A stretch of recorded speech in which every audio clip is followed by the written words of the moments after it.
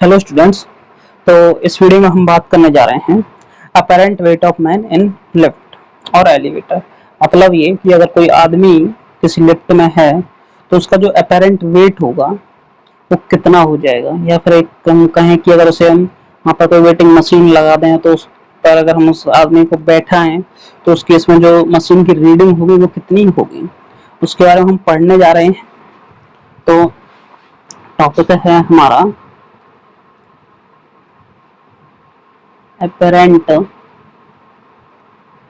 weight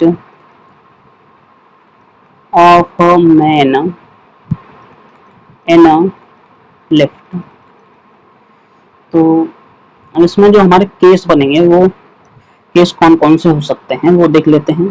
सबसे पहला case है कि हो सकता है कि अगर by chance may be, condition तो बहुत सारी पॉसिबल होती है कि अगर एलिवेटर हमारा रेस्ट में हो तो क्या होगा कि एलिवेटर और लेफ्ट होती है तो एलिवेटर, और यहाँ पे लिख देता हूँ मैं लिफ्ट इज एट रेस्ट पर है तो क्या होगा। तो इसका मतलब ये हुआ कि जैसे मैं सिंपल मान रहा हूँ कि ये हमारा एलिवेटर है इस तरीके से, और यहाँ पर कोई आदमी है तो आदमी को मैं बना देता हूँ इस तरीके से, ये हो गया आदमी मैन। ठीक है। अब जो इसका फोर्स लगेगा आदमी पर का जो ग्रेविटी का फोर्स होगा वो तो हो जाएगा हमारा डाउनवर्ड mg, और जो इस पर अपवर्ड फोर्स लगेगा वो हो जाएगा आर। आर हमारा यहाँ पे है नॉर्मल रिएक्शन।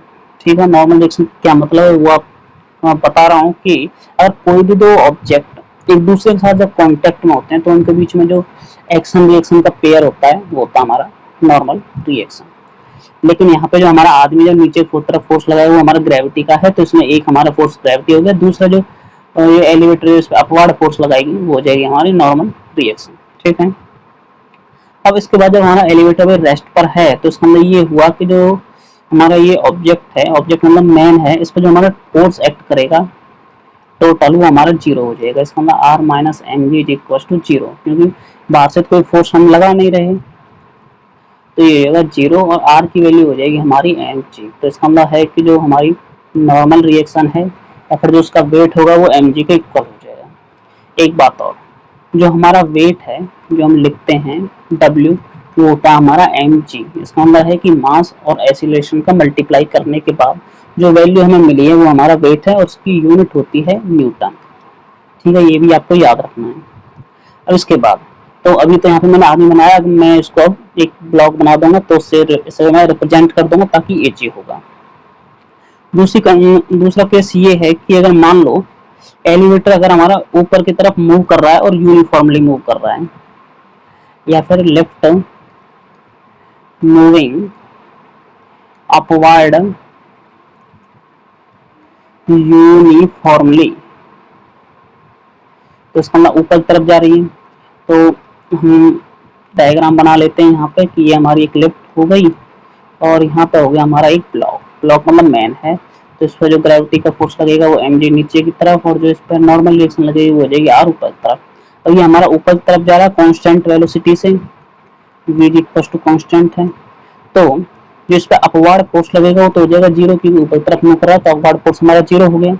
तो जो टोटल अपवर्ड फोर्स होगा वो होगा अपवर्ड फोर्स माइनस डाउनवर्ड, क्योंकि आर हमारा ऊपर तरफ काम कर रहा है और एम जी नीचे की तरफ, तो ये हो जाएगा आर माइनस एम जी। और इस केस में फिर दोबारा से हो जाएगा R is equal to M G. अब ऐसे ही अगर हम बात करें कि अगर ये अपवर्ड की जगह डाउनवर्ड हो जाए तो क्या होगा, तो भी उस केस में जो हमारी वैल्यू है वो हमारी सेम आएगी, यही वाली। ठीक है। तो ये हमारे दो केस हो गए, दोनों केसों में हमें पता चला कि जो उसका वेट होता है अर्थ पर वही हमारा एलिवेटर या लिफ्ट में उसका वेट हो जाएगा। लेकिन अब मान लो कि थर्ड कंडीशन हमारे पास इस तरीके से आ जाती है कि जो हमारा एलिवेटर है वो ऊपर की तरफ एस्केलेट कर रहा है, तो लिफ्ट इज एक्सीलरेटिंग अपवर्ड। तो इस केस में क्या होगा कि मान लेते हैं कि भाई हमारी लिफ्ट है, यहाँ पे ब्लॉक रखा हुआ है, तो ग्रेविटी हमारे नीचे की तरफ काम कर रही है, नॉर्मल रिएक्शन इस पे ऊपर की तरफ लग गया और ये ऊपर की तरफ इसमें एक्सीलरेशन मान लेते हैं हम ए। ठीक है। तो ये हमारा ये ए हो गया। अब इसका मतलब ये हुआ कि जो हमारा ये मास है, इसका मास अगर हम m मान लें तो हम इसे लिख सकते हैं F is equal to R minus M G, और ये हो जाएगा हमारा m a के इक्वल। अब इसको हम इक्वेशन के अंदर कैसे लिखें ये एक बार देख लेते हैं, क्योंकि जो हमारा ये लिफ्ट है वो ऊपर की तरफ जा रही है, तो इसका मतलब ये जो टोटल फोर्स होगा वो हमारा ऊपर की तरफ काम कर रहा है, पहली बात। दूसरी बात ये है कि जब हम टोटल फोर्स निकालेंगे ऊपर की तरफ, जो ऊपर वाला फोर्स है अपवर्ड फोर्स जो हमारा काम कर रहा है मतलब आर, उसमें से जो डाउनवर्ड फोर्स है जो हमारा एम जी नीचे की तरफ काम कर रहा है उसे माइनस कर देंगे तो अपवर्ड फोर्स हमें मिल जाएगा। सही है। इसमें निकालने वैल्यू किसकी है, हमें आर की। तो जो हमारी आर की वैल्यू यहाँ पे अगर मैं लिखना चाहूँ तो इसमें डायरेक्टली लिख सकता हूँ एम ए प्लस जी। तो इसका मतलब ये है कि जब अगर हमारा एसिलेट करेगा अपवर्ड डायरेक्शन में तो जो उसका अपेरेंट वेट है वो हमारा बढ़ जाएगा। ठीक है। कंडीशन मान लेते हैं fourth, when lift is moving accelerating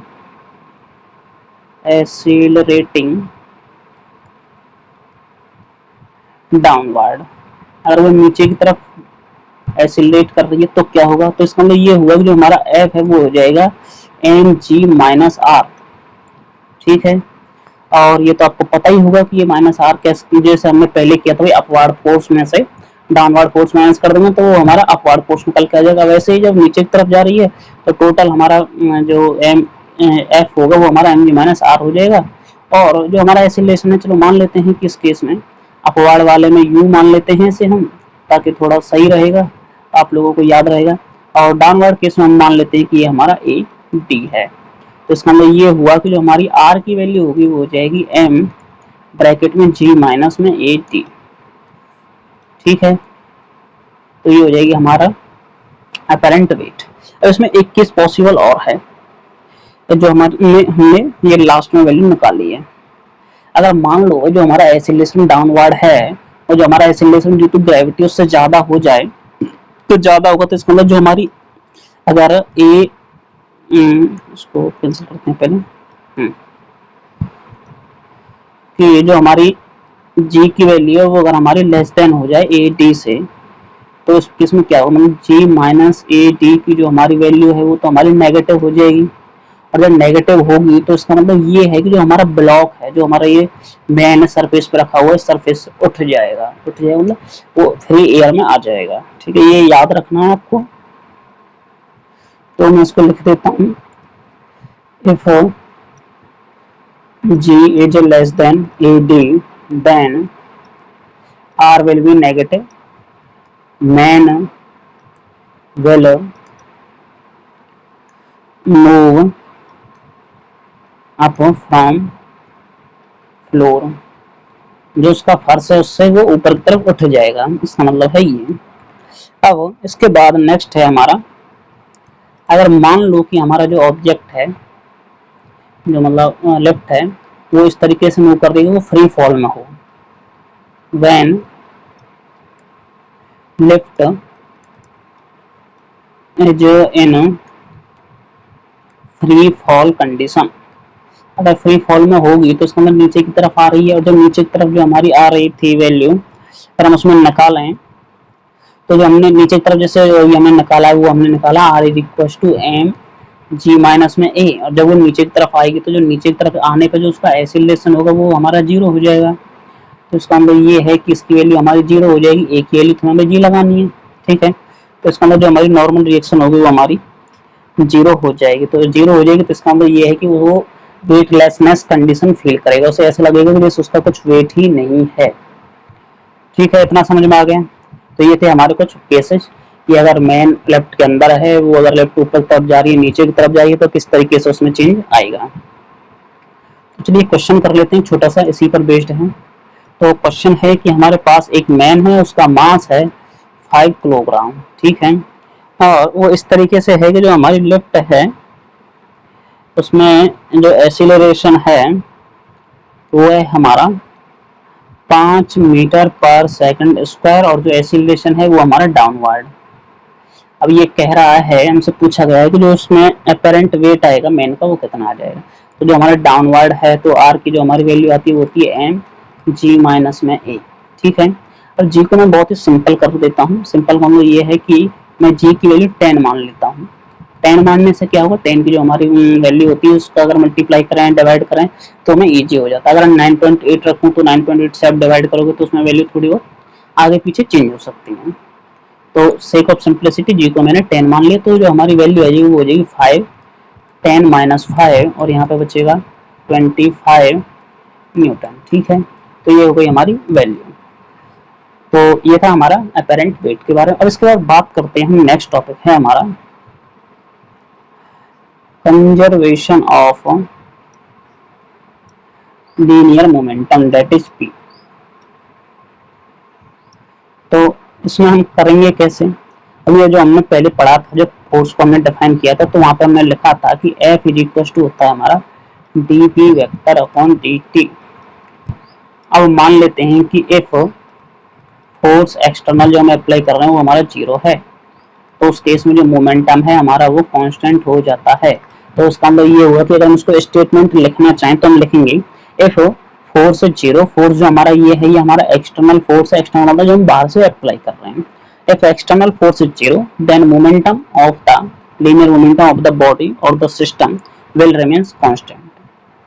ठीक है, तो इसको मैं एफ एक्सटर्नल लिख दूं और इसको करना है मुझे जीरो, तो इसका मतलब ये हुआ कि D P over D T की जो हमारी वैल्यू वो जीरो हो गई और डी पी वेक्टर हो जाएगा फिर हमारा जीरो। और डी पी वेक्टर का मतलब क्या होता है ये आपको पता ही होगा। डी पी वेक्टर मतलब है change in momentum, that is final minus initial. और अगर मैं इसको लिखना चाहूँ तो इसको हमें लिख सकता हूँ कि P2 minus P1 vector is equal to zero. तो सीधे शब्दों में ये हो गया P2 is equal to P1। P2 हमारा फाइनल है और P1 हमारा इनिशियल है। इसका मतलब जो फाइनल मोमेंटम है लीनियर मोमेंटम वो इनिशियल लीनियर मोमेंटम के इक्वल हो जाएगा। बाकी अगर आप बुक में देखोगे तो बुक में आपको जो तरीका है वो कुछ अलग अलग तरीके से हो सकता है, उन्होंने प्रूफ कराया हो, लेकिन जो फाइनल रिजल्ट आएगा वो हमारा सेम ही आएगा। अब इसका यूज कहाँ पे करते हैं वो देख लेते हैं। तो जैसे कि आपने देखा होगा, 9th क्लास में पढ़ा होगा कि अगर हमारे पास कोई बंदूक है, अगर हम उससे कोई बुलेट फायर करते हैं तो जो बुलेट जो गन है, गन भी पीछे की तरफ मूव करती है। ठीक है, तो ये उसमें जो हमारा प्रिंसिपल यूज होता है वो होता है हमारा कंजर्वेशन ऑफ लीनियर मोमेंटम। और इसके बाद हम बात करें कि अब कोई हमारा जेट प्लेन होता है, जहाँ हमारा ऊपर की तरफ जेट प्लेन जाता है तो उसमें से जो रॉकेट का फ्यूल होता है वो फ्यूल जलने के बाद बाहर की तरफ निकलता है, उसमें से स्मोक जो धुआं होता है वो धुआं मतलब बाहर की तरफ निकलता है, तो उसका जो उसकी वजह से जो हमारा रॉकेट है वो आगे की तरफ मूव करता है। तो वहाँ पे भी हम इसका यूज करते हैं। अब जो हमें यहाँ पे पढ़ना है वो इसके बाद हम एक क्वेश्चन कर लेते हैं इस पर। और रॉकेट जो है वो आपके सिलेबस में शायद नहीं है, तो रॉकेट के हम क्वेश्चन नहीं करेंगे, रॉकेट का मतलब नहीं पढ़ेंगे। तो हम क्वेश्चन सॉल्व करते हैं एक दो इस पे। तो क्वेश्चन बहुत ही सिंपल, बहुत ही इजी होते हैं जो मैं आप लोगों को कराता हूँ। तो क्वेश्चन है कि एक हमारी 10 ग्राम की बुलेट है, मतलब मास हो गया उसका 10 ग्राम। ठीक है, अब इसके बाद इसको हमने कोई एक बंदूक है, बंदूक का मास है हमारा 5 किलोग्राम। इस गन से हमने उसे फायर किया है और जिस वेलोसिटी से हमने इसको फायर किया है बुलेट को, ये हमारा, इसको एम बी लिख देता हूँ, बी मतलब बुलेट है और जी मतलब गन है, तो एम जी हो गया और ये एम बी हो गया। तो जो हमारी वेलोसिटी है बुलेट की वो हो गई हमारी गोली की, वो हो गई 400 मीटर पर सेकंड। अब पूछ रहा है हमसे कि जो हमारी रिकॉइल वेलोसिटी ऑफ गन है, मतलब जिस वेलोसिटी से हमारी गन पीछे की तरफ जाएगी वो कितनी हो जाएगी। ठीक है, तो अब आपको करना कैसे है याद रखें। पहले निकालते हैं इनिशियल लीनियर मोमेंटम। तो पी आई की अगर हम बात करें तो इनिशियली तो भाई जब हमने बंदूक को पकड़ा हुआ तो उसमें कोई भी वेलोसिटी नहीं है, तो इसका जो इनिशियल मोमेंटम होगा वो हमारा जीरो हो जाएगा दोनों के लिए, बुलेट के लिए और गन के लिए, क्योंकि वेलोसिटी नहीं है, सीधी सी बात है ये। अगर हम बात करें फाइनल के लिए, दैट इज P2, तो वेक्टर अगर आप लगाना चाहें लगा सकते हैं, लेकिन वन डायमेंशन में है तो वेक्टर लगाने की कोई जरूरत नहीं है। तो P2 है, इसको मैं वन कर देता हूँ। अगर हम P2 की बात करें, P2 का मतलब है मेरा फाइनल। ठीक है, अगर आप P2 की जगह PF भी लिखना चाहें तो भी चलेगा, तो मैं इसको PF भी लिख सकता हूँ। PF जो हमारा फाइनल होगा वो हो जाएगा फिर हमारा mass of bullet into velocity of bullet plus में मास ऑफ गन इनटू में वेलोसिटी ऑफ गन। ठीक है, अब हमें पता है कि जो एक्सटर्नल फोर्स जो हम बाहर से अप्लाई करते हैं वो कर रहे हैं गन और ब्लेड सिस्टम पर, तो हमारा जीरो है, मतलब कोई फोर्स बाहर से अप्लाई नहीं कर रहे हैं। तो उस केस में जो हमारा पी आई है वो हो जाएगा पी एफ के इक्वल। इसका सीधा सा मतलब ये हुआ कि zero is equal to M B V B plus M G V G. ठीक है, तो अब निकालना क्या, हमें वी जी की वैल्यू निकालनी है। तो जो वी जी की वैल्यू है यहाँ से वो आ जाएगी हमारी minus M B V B divided by M G. ठीक है, और जो माइनस साइन है इसका क्या मतलब है, माइनस साइन का मतलब ये है कि जो हमारी बुलेट जब वो आगे की तरफ गई थी तो जो बंदूक है हमारे वो पीछे की तरफ जाएगी। ठीक है, कि हमारा डायरेक्शन बताता और इसका कुछ भी मतलब नहीं है। नेगेटिव का मतलब ये नहीं है कि भाई आप लोग समझने लग जाए भाई वेलोसिटी है, भाई स्पीड है, वो तो हमारी पॉजिटिव आती है, यहाँ पे नेगेटिव क्यों आ रही है। तो नेगेटिव का सिर्फ मतलब डायरेक्शन से होता है फिजिकल क्वांटिटी में जब हम वेक्टर पढ़ते हैं, और वेलोसिटी हमारी वेक्टर क्वांटिटी होती है, ये आप लोगों को पता ही है। तो जो इसकी वैल्यू हो जाएगी तो हो जाएगी ये हो जाएगा 10 ग्राम। 10 ग्राम को अगर किलोग्राम बदलना चाहूँ तो 10 की पावर माइनस 3 में मल्टीप्लाई कर देता हूँ। वेलोसिटी है उसकी 400 और डिवाइड करना है मुझे उसमें 5 से, क्योंकि जो बुलेट है उसका मास है हमारा, सॉरी गन का मास है हमारा 5। तो इसमें करूँ तो ये 1 0 और ये 1 0, इससे तो हमारा कैंसिल हो जाएगा। तो बचा क्या 1/5। 1/5 की जो वैल्यू होती है वो कितनी होती है, 1/5 नहीं 4/5 बचेगा विद नेगेटिव साइन, तो ये हो जाएगी माइनस 0.8 मीटर पर सेकेंड।